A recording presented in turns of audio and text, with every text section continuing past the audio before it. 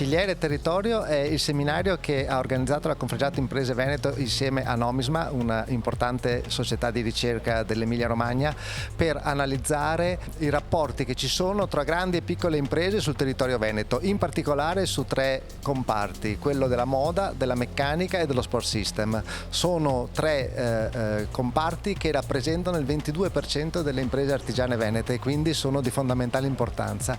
Sono stati analizzati i committenti che cosa chiedono, i terzisti che cosa possono fare, cosa vorrebbero fare, quali sono le loro criticità, e si cercherà insieme a relatori di caratura nazionale di capire quali possono essere gli sviluppi di queste relazioni anche alla luce dei nuovi elementi che stanno nascendo al post-Covid, alla crisi della guerra in Ucraina, e cosa può fare un'organizzazione come Confregiato Imprese Veneto per accompagnare e aiutare le imprese a fare sempre meglio in questi rapporti economici che stanno diventando l'ossatura dell'economia della regione Veneto.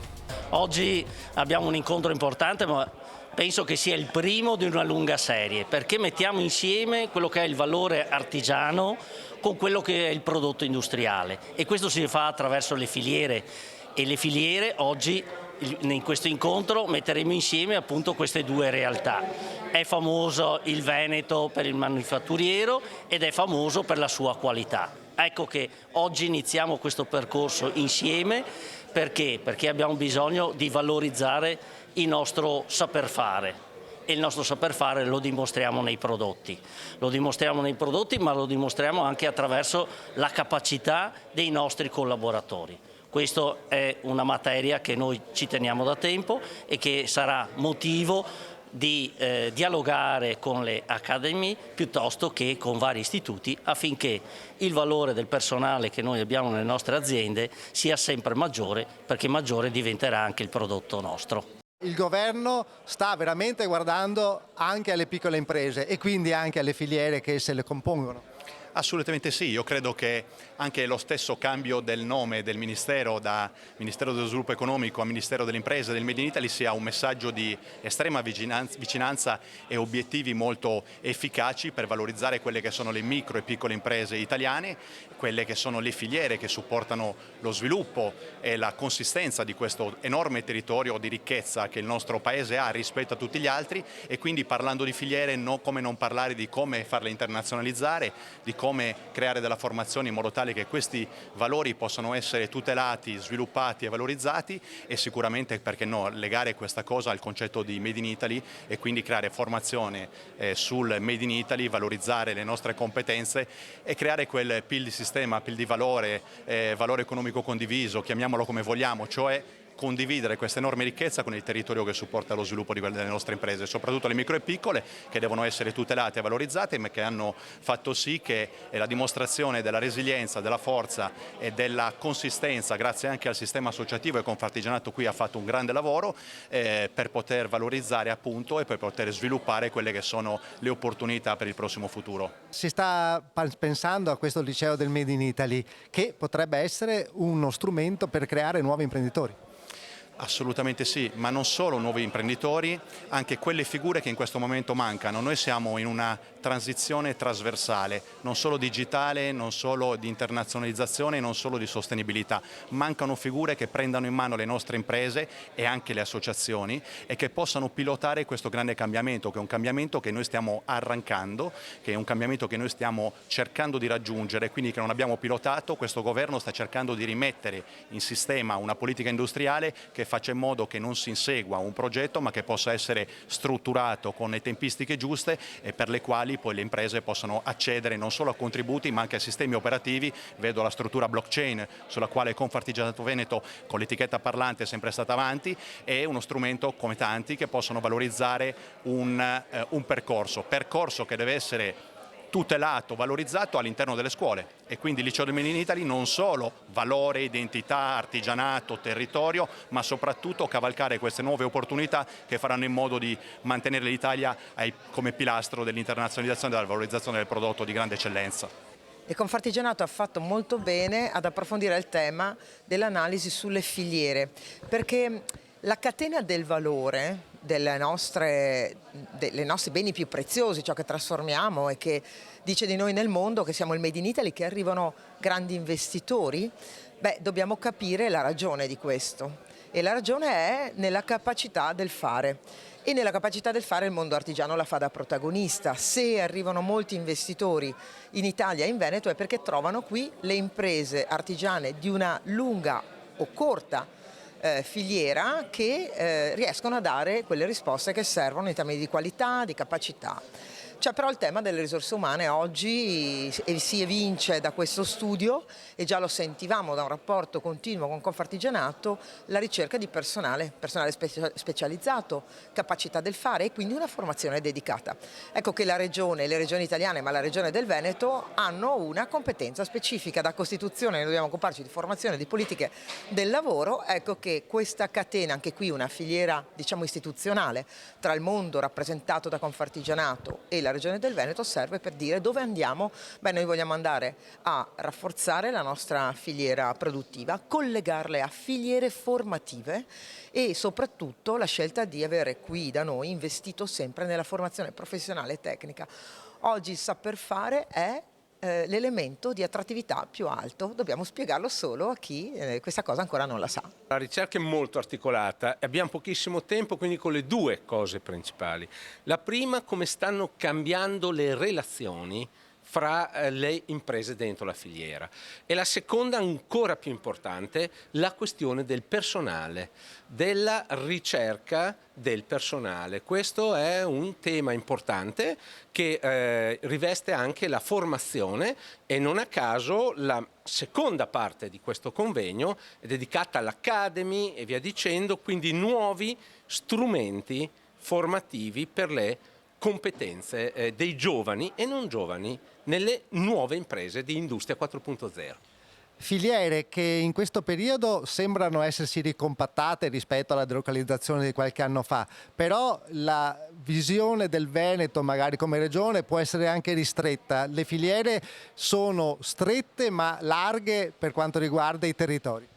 È una bella domanda questa. Oggi la scatola, il contenitore regionale per certi tipi di policy può essere troppo piccolo. Quindi è bene da un lato ragionare ad esempio il polo del nord, Emilia, Veneto e Lombardia, e dall'altro su certe questioni, per esempio i microchip o le catene di approvvigionamento, lì addirittura la questione è europea.